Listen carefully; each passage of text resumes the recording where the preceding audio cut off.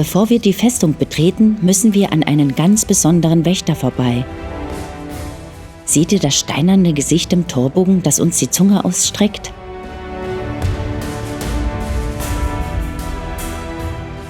Den Schlussstein des Torbogens ziert das Haupt der Medusa, das steinerne Gesicht im Torbogen, das die Zunge rausstreckt. Diese Gestalt aus der griechischen Mythologie hat Haar aus Schlangen und weit aufgerissene Augen. Wie die Sage erzählt, verwandelt sie jeden, der ihr in die Augen blickt, sofort zu Stein. Mit dieser Eigenschaft sollte die Medusa symbolisch Feinde abwehren. Aber die Medusa ist nur der Anfang. Die wahren Geheimnisse liegen tief im Inneren der Festung verborgen.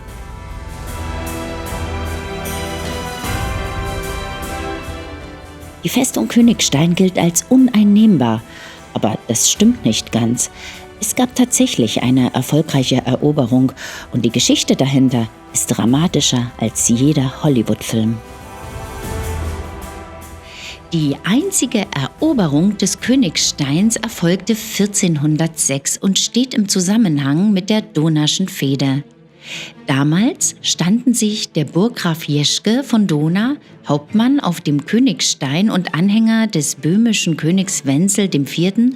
Und der Markgraf Wilhelm I. von Meißen als Feinde gegenüber. Die Auseinandersetzung begann auf einem Adelstanz in Dresden zwischen dem jungen Burggrafen Jeschke und dem Ritter Rudolf von Körbitz. Damit wurde der Königstein nach 4-jähriger Belagerung von den Truppen Wilhelms I. eingenommen und der Mark Meißen einverleibt. 4 Jahre Belagerung. Stellt euch vor, 4 Jahre lang eingekesselt zu sein, während die Vorräte schwinden und die Hoffnung. Aber selbst wenn Feinde die äußeren Mauern überwunden hatten, warteten im Inneren tödliche Überraschungen. Hinter diesem nur aus Holz bestehenden Tor beginnt der dunkle Aufgang. Zu Beginn des Festungsbaus 1589 befand sich hier eine natürliche Felsspalte.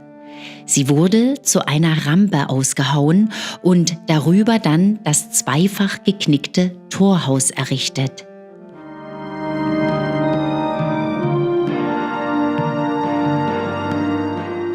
Direkt hinter dem Tor sieht man oben im Gewölbe einen 50 cm breiten Spalt.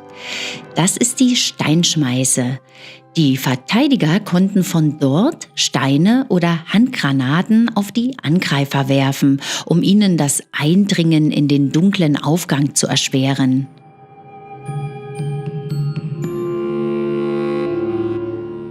Einige Meter weiter zeigt das Gewölbe eine zweite Öffnung, die Pechnase.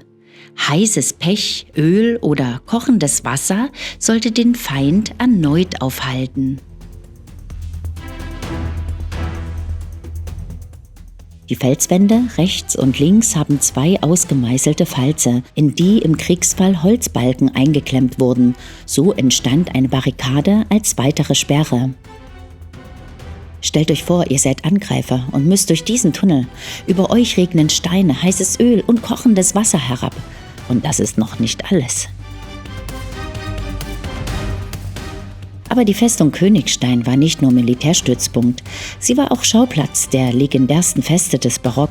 Und im Mittelpunkt stand ein Mann, der seinem Namen alle Ehre machte: August der Starke. August der Starke liebte pompöse Auftritte und rauschende Feste. Mehrmals lud er zum Feiern auf den Königstein ein. An solchen Tagen zog eine riesige Kutschenkolonne von Dresden in die sächsische Schweiz. Im Jahr 1728 reichten 70 Pferde zur Beförderung der Personen und aller für das Fest benötigten Gegenstände nicht aus, sodass die Bauern der Umgebung 68 zusätzliche Pferde mit Wagen zur Verfügung stellen mussten.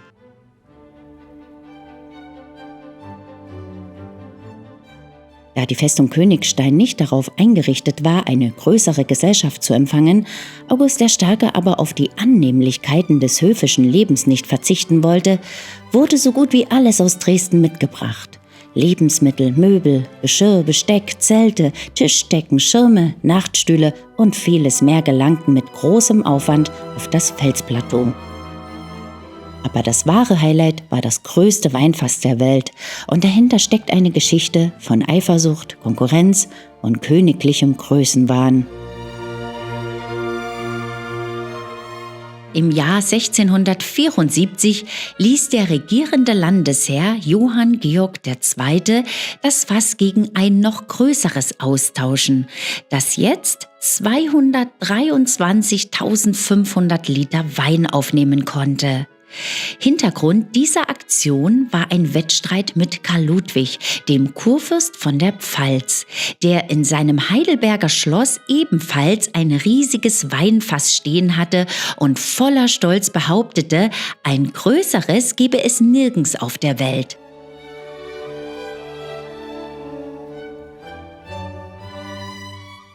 Aber August der Starke wollte noch größer hinaus.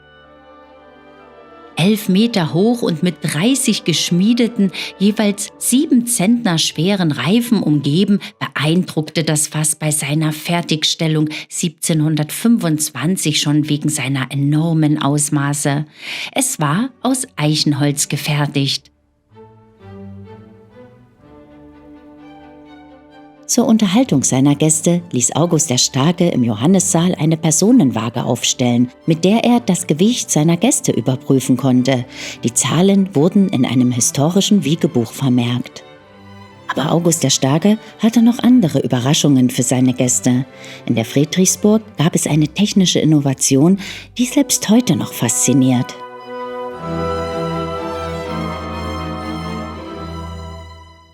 Als Verbindung zwischen beiden Räumen gab es die Maschinentafel, einen Hubtisch, der in der Küche mit Speisen und Getränke gedeckt und auf ein Zeichen durch die sich öffnende Decke nach oben gefahren werden konnte. Das historisch bedeutsame Zusammentreffen zwischen August dem Starken, dem Soldatenkönig und Friedrich dem Großen fand hier statt. 1728 besuchte der preußische König Friedrich Wilhelm I. und sein Sohn Kronprinz Friedrich, der spätere Friedrich der Große, den Königstein. Nach den gemeinsam verbrachten Stunden in der Christiansburg war der preußische König so begeistert von dem Maschinentisch, dass er sich die Pläne geben ließ und 2 Hebtische in seinen Schlössern bauen ließ. Zur Erinnerung an die fröhlichen gemeinsamen Zeiten, sicherlich bei köstlichem Wein aus dem Riesenfass, benannte August der Starke später den Pavillon in Friedrichsburg um.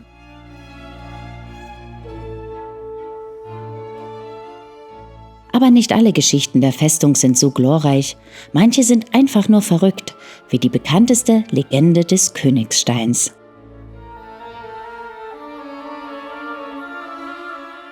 Die bekannteste Legende der Festung Königstein geht auf eine wahre Begebenheit zurück. Während eines rauschenden Festes in der Christiansburg im Jahr 1675 trank der Page des Kurfürsten Heinrich von Kronau zu viel Wein. Er wurde müde und suchte einen Platz zum Schlafen.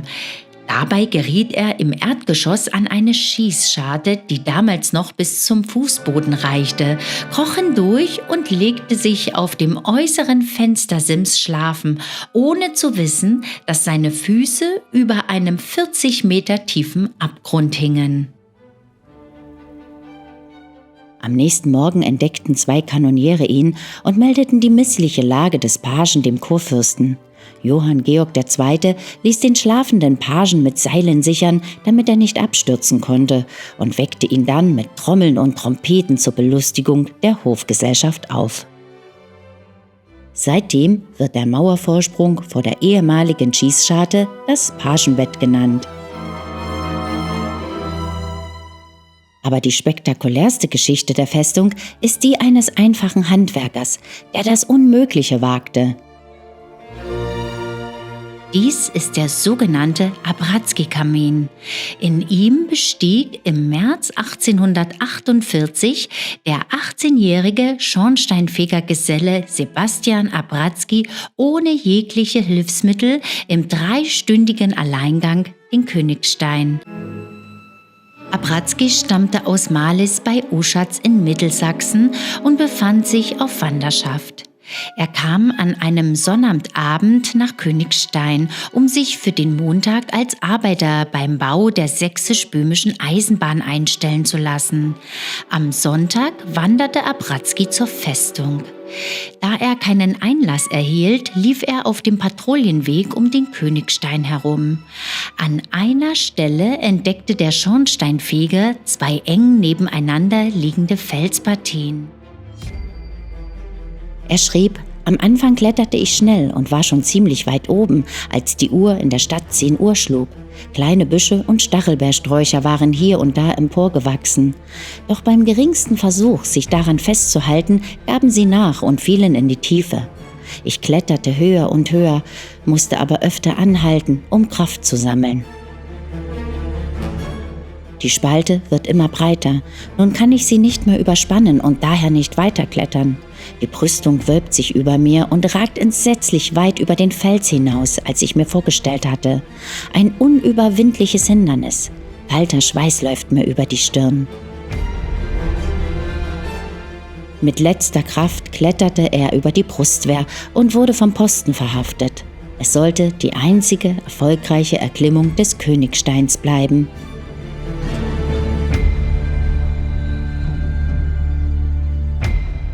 Aber auch im 20. Jahrhundert schrieb die Festung noch Geschichte. Während des Zweiten Weltkriegs gelang hier eine Flucht, die in die Geschichtsbücher einging.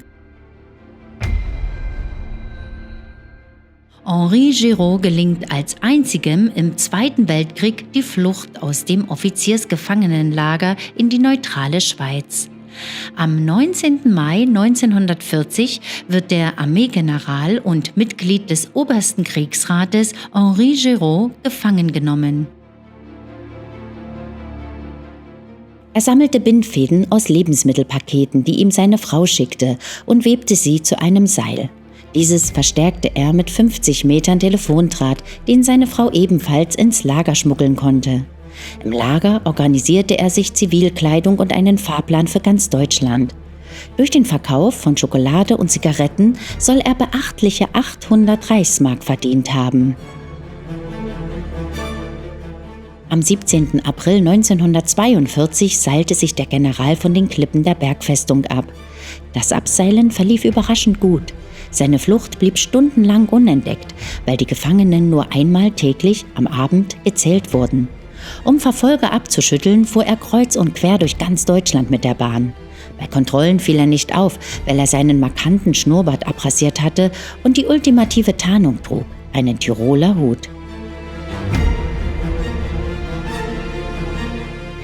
Aber was machte die Festung Königstein wirklich uneinnehmbar?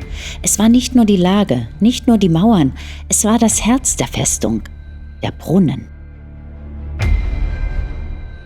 Den Brunnen betrachtete man früher als das Herz der Festung, denn im Belagerungsfall sicherte er der Besatzung das Überleben. Mit seinen 152,5 Meter Tiefe ist er einer der tiefsten Brunnen Deutschlands. Schon vor dem Beginn des Festungsbaus wurde er auf Befehl des sächsischen Kurfürsten August von Bergleuten aus dem Erzgebirge abgeteuft. In jahrelanger schwerer Arbeit drangen sie mit Bergeisen und Schlegel mühsam in die Tiefe vor, entsorgten das gehauene Gestein und eindringendes Wasser, bis der Zufluss stark genug war, um eine ganze Festungsbesatzung mit Trinkwasser versorgen zu können. Befördert wurde das Wasser anfangs mit Hilfe eines riesigen Drehdrahtes, in dem 4 Soldaten, Gefangene oder Arbeiter pro Tag mindestens 5000 Schritte tun mussten, um die notwendige Wassermenge heraufzuziehen. Erst 1871 löste eine Dampfmaschine das Drehdraht ab und 1911 übernahm schließlich ein Elektromotor diese Aufgabe. Regelmäßig musste der Brunnenmeister mit einem Fahrkorb und einer Laterne in den Schacht hinabfahren, um ihn zu inspizieren. Waren Gegenstände nach unten gefallen oder hatte sich beim Wasserschöpfen eine Tonne vom Seil gelöst, versuchte er mit Ankern und Greifern sie wieder nach oben zu holen. Das hat nicht immer funktioniert, denn bei der Reinigung des Brunnens 1997 wurden auf der Sohle 7 abgestürzte Wassertonnen gefunden. So war die Festung Königstein wirklich uneinnehmbar, nicht durch Gewalt, sondern durch Ausdauer. Solange der Brunnen Wasser gab, konnte die Festung jedem Angriff standhalten. Heute steht die Festung Königstein als stummer Zeuge einer bewegten Geschichte. Von königlichen Exzessen über waghalsige Fluchten bis hin zu technischen Meisterleistungen. Sie hat alles erlebt und wer weiß, welche Geheimnisse noch in ihren Mauern verborgen liegen, darauf wartend, entdeckt zu werden.